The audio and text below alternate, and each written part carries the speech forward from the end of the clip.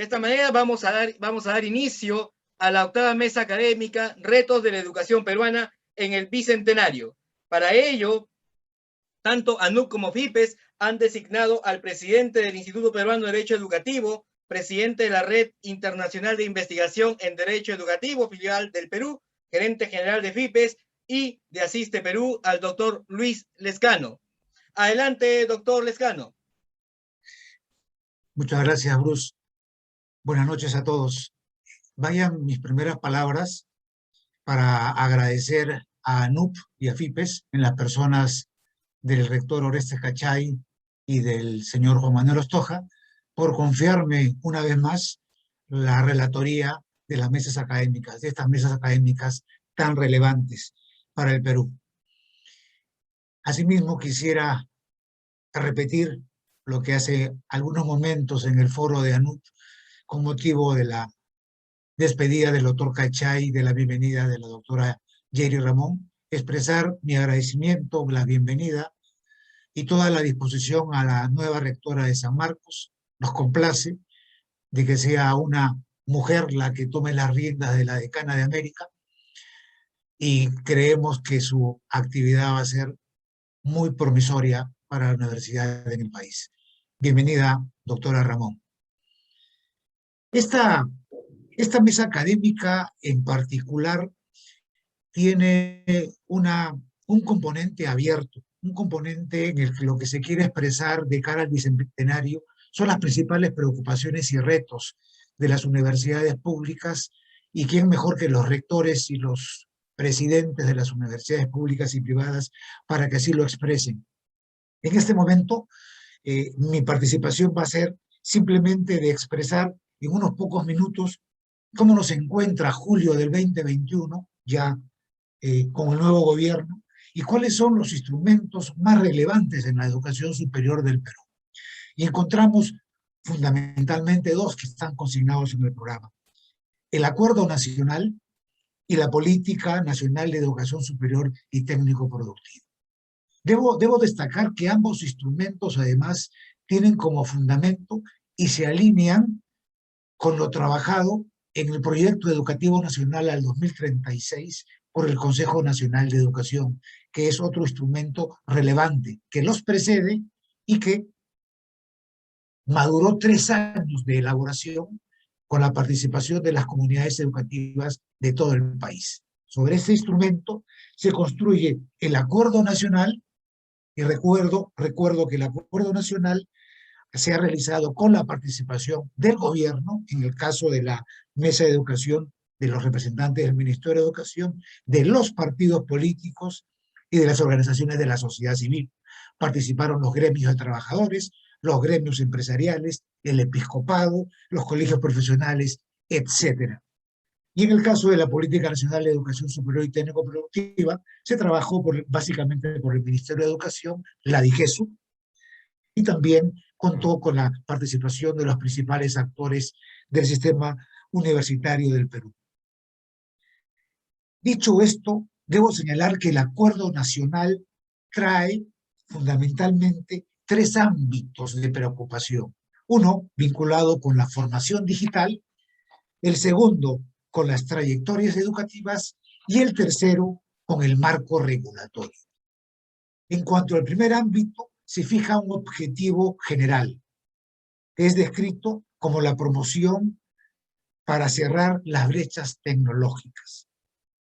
Específicamente, los objetivos específicos alineados con ese mandato que va a tener el nuevo gobierno del 2021 al 2026, entre esos objetivos específicos se señala en el Acuerdo Nacional la necesidad de proveer los recursos y servicios tecnológicos a docentes y estudiantes a fin de acortar brechas.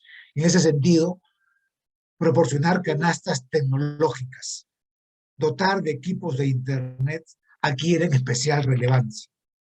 Asimismo, establecer compromisos entre el Ministerio de Educación y los gobiernos regionales y locales para ejecutar políticas orientadas al cierre de las brechas tecnológicas, poniendo a disposición programas regionales de capacitación y actualización en el uso y manejo de herramientas digitales con apoyo de los gobiernos regionales, del sector privado, las universidades, los institutos y las escuelas, incluyendo las pedagógicas.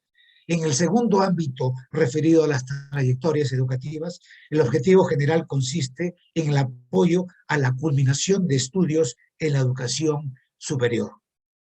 Y se enfatiza como objetivo específico, siempre dentro de ese mandato del 2021 al 2026, de enfatizar el reconocimiento que la educación otorga al ser humano, con óptimas posibilidades para su realización y su actividad productiva, específicamente en la educación superior, con lineamientos que ayuden a la culminación de los estudios de los alumnos de las universidades e institutos denegados.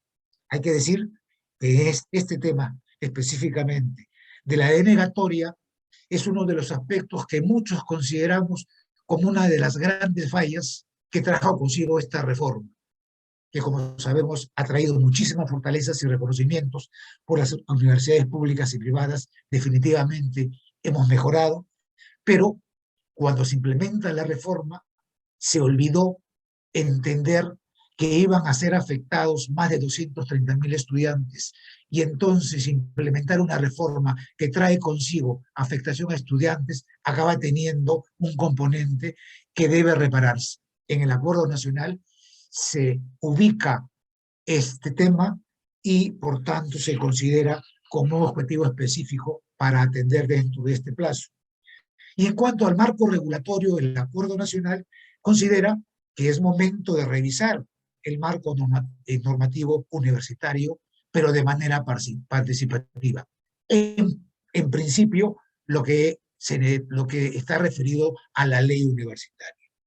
Fijar un marco normativo igualmente que promueva y se enfoque en la investigación y la innovación se considera importante. Igualmente, un marco normativo ausente para las instituciones educativas de formación artística que hasta ahora no existe. Incluir asimismo un procedimiento de licenciamiento para institutos y escuelas incorporado en un TUPA, como ya se ha hecho para el caso de las universidades. Y asimismo, promulgar la Ley de Reorganización del Sistema Nacional de Aseguramiento de la Calidad Educativa, SINEAS.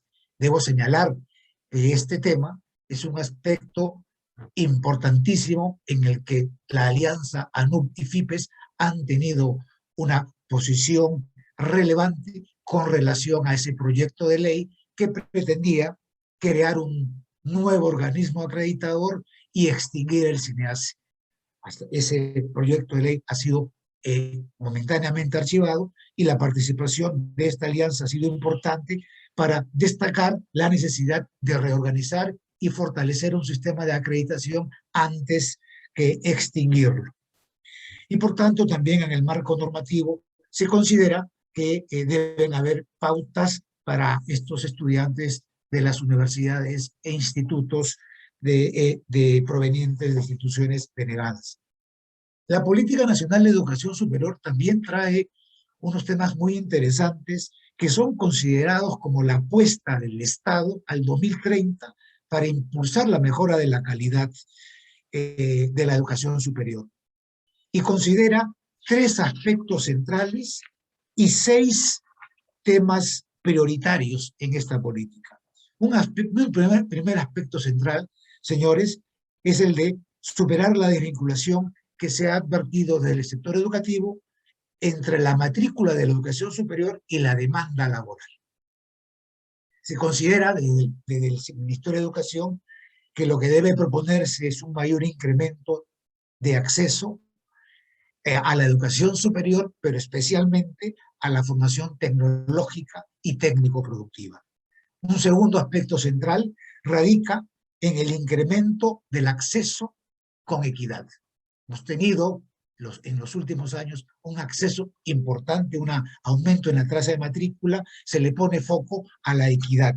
Se señala en estas políticas que mientras el 52.7% de los egresados de la secundaria pertenecen al quintil más alto ingresan a la educación superior, solamente del quintil más bajo el porcentaje se reduce ya al 21.8%. El Ministerio de Educación, por tanto, propone crear mecanismos para incrementar estas oportunidades de acceso e incidir en esta propuesta equitativa de acceso a la educación superior.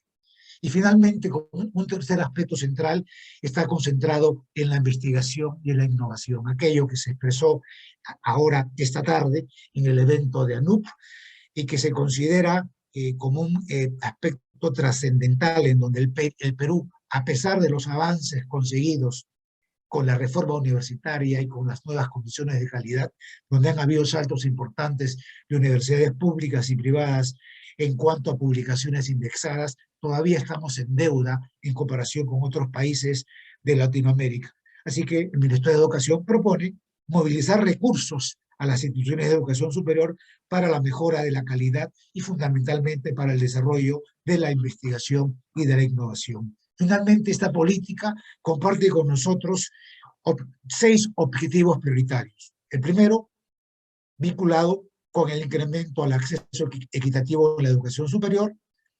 El segundo, con el fortalecimiento de la formación integral de los estudiantes que responda a contextos sociales, culturales, pero también productivos.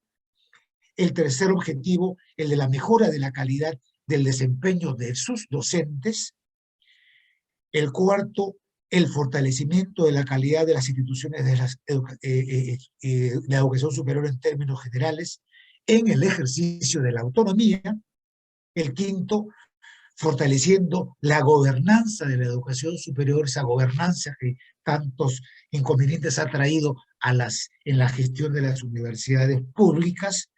Y un objetivo prioritario sexto es el de la necesidad de movilizar recursos en las instituciones para mejorar la calidad y la investigación, como se dijo anteriormente. Esos son los retos, esos son los objetivos que plantean los principales instrumentos que están vigentes y que están pretendiendo conducir los próximos años del sistema de educación superior.